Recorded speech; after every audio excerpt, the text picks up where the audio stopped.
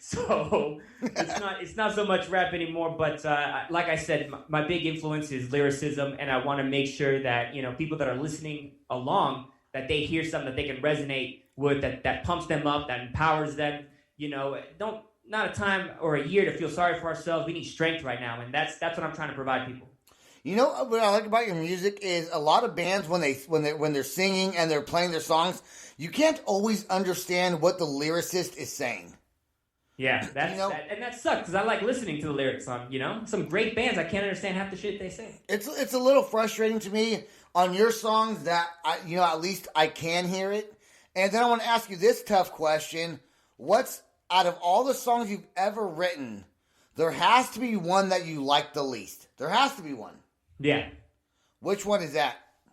A lot of those songs actually don't make it to the record. But I would say of all the songs on all the albums, on our very first demo, Try 3, there's a song on there.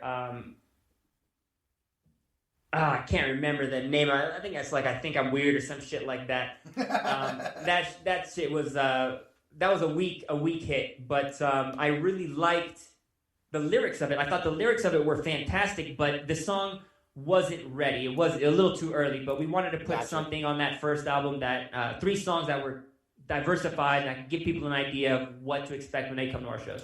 Is it hard for you, to critique your own music? Like after you hear it and you play it, like, is it hard because you heard it, you're biased to it? Is it hard? And a lot of bands go through this, Is it hard to critique your own sound and be like, I could have done better on this? Or you just kind of like, well, this is good, I'm going to fucking do it anyways? For me, it's the exact opposite. Every new song that I write, I'm convinced it's my best fucking song. And I got that shit on loop 24/7.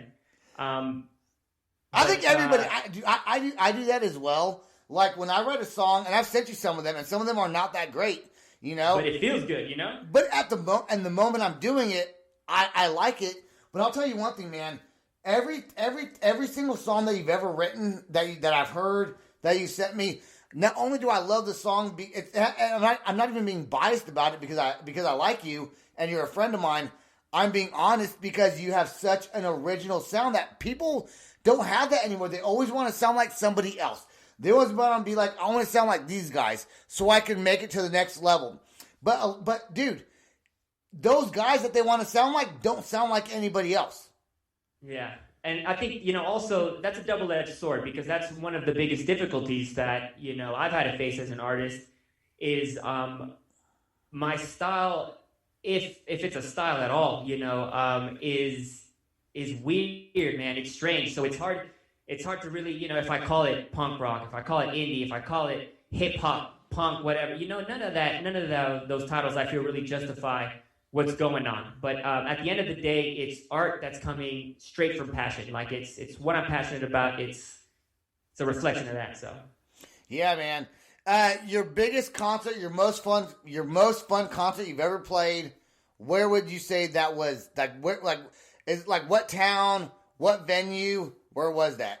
Johnny V's. We headlined for St. Patrick's Day. Motherfuckers, women dancing on the fucking bar, people popping shirts off. This shit was fucking wild. I think we still have some photos of that fucking show. We fucking tore that motherfucker down. We used to really kill shit in San Jose, man. That's where the fuck it was at.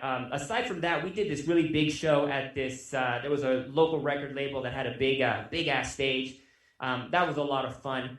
But it doesn't matter where we are. I promise anyone listening, I motherfucking promise anyone listening, we are the best stage performers you will ever see. And we bless you with great fucking music as well. Because I understand the importance, and this is something a lot of artists, they fucking sleep on this. Great musicians, but they're doing is they're just going up on stage and masturbating with their fucking instruments because they know they're fucking good. And then you look out at the fucking bar and shit, and no one's paying attention to them. No one's really getting into it. I don't fuck with that. I have a wireless mic on my guitar. I walk into that motherfucking audience. I'm out there. I'm playing at tables. I'm taking shots with people. Every show is fucking what's up. That energy, you see that, you feel it. And I make sure I've got everyone's attention because that's my responsibility as the front man, as a performer. All eyes on me, baby.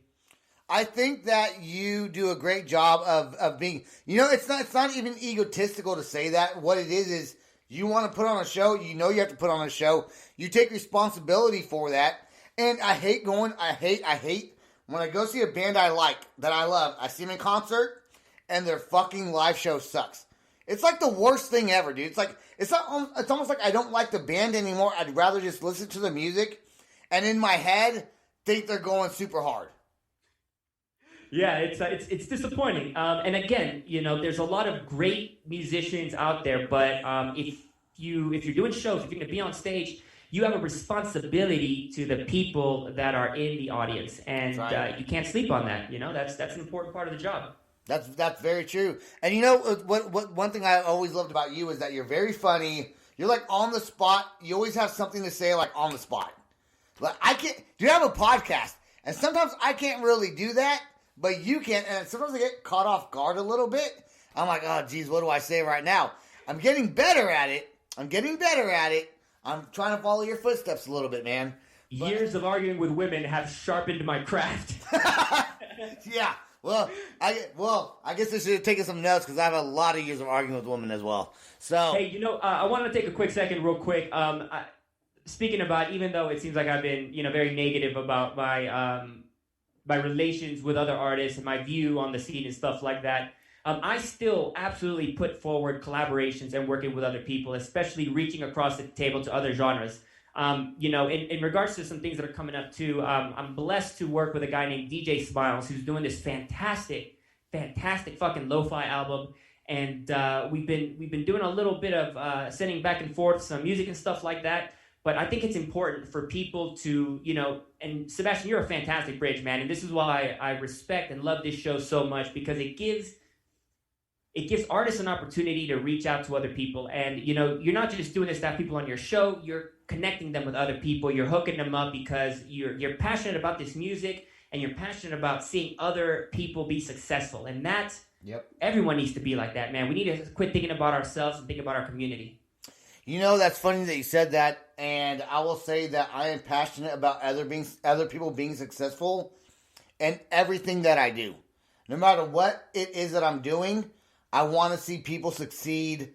I love helping people out, man, and this podcast has kind of let me be able to do that in some sort of ways. Bands connect with other bands. There's a really big band called Modern Day Escape that made a playlist on Spotify.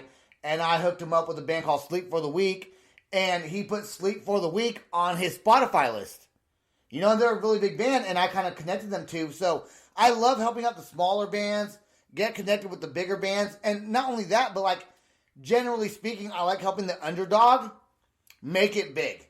I've always done that, and that's what I do. That's kind of like my passion. Like, to be able to do something like that is fun for me. Especially on this platform where it's something that I really enjoy. So, let's play hashtag real quick. Let's talk about hashtag, and then we're going to be done, man. All right, let's get it. All right, here's hashtag right now. I woke up in the past, but in fashion. Laughed in advance, all the cast, this is action. Hashtag in the bag, and I finger flash. Like checking, yes, I reckon that I'm back in. Have been since then for the win. Look at them getting bent like the back of a trash can. One chance to bask and revel in fast. Let the devil in facts with the mentioning cash. When I'm getting these rats always meddling. Hey, watch me sitting rows back with the flows in track with the goals in stack with the goals. Just act like you know when something isn't right. What's left but to go? Call for what's mine, then I crawl through the mind.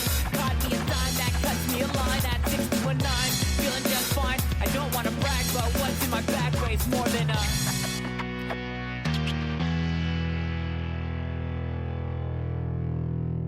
Hashtag bring it back. Nobody down like crooks, so I got a low profile. Why everybody wanna measure 1 inch using 1 mile? Smile and tell me if you matter what. Just cause I'm the batter up, it's just a matter of I'm the batter of the two of us, and I never had to battle once. Wow, laughter now is a look of wonder when I try to show love. This is summer for coming up. You wonder what changed Chris so much? It was drugs. Fucking drugs changed me. I'm looking for a way to escape it. Open up my eyes. looking for a way to escape and longing for a pair of eyes. Hashtag pound 2020. Nothing short of tragic. Yeah, man, all the songs we played tonight are killer tracks, dude.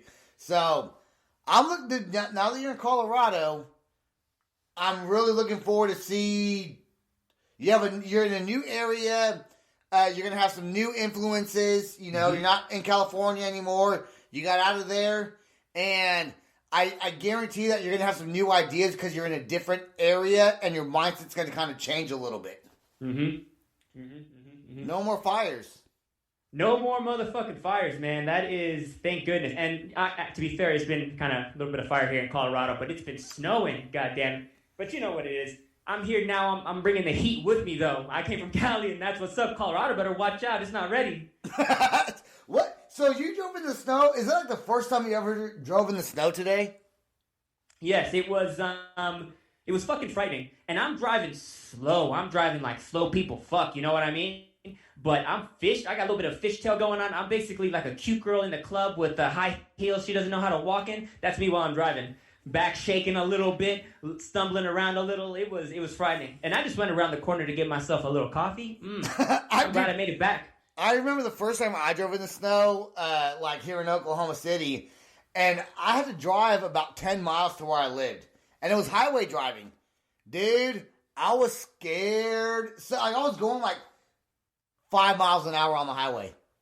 And people were passing me going like at least 40, you know. But dude, when you're not used to driving in the snow, you're not used to driving in the snow. And that was me. Bruh, every in California, every slippery when wet sign I would drive by, I would fucking snicker at. Now, when I'm in that actual wet slipperiness, fuck that. That shit is life or death in this motherfucker. Sounds like take the crook out, make him the real ghost. Sounds like Pornhub when you say slippery when wet. Dude, listen to this meme I read today. Disney teaches you to hate your stepmom, whereas Pornhub has a completely different approach. Oh, absolutely. That's marketing, baby. Dude, you know what I mean? You gotta rebrand. That stepmom. And then they quote it from Glenn Danzig. Yeah, that's that just shows the importance of rebranding. You know what I mean? People they think a certain way, feel a certain type of way about something, and you got to change that. You got to flip that mentality. Hopefully, here on the Loudspot podcast, I can do that for some people that haven't heard of us or thought we were a certain type of way.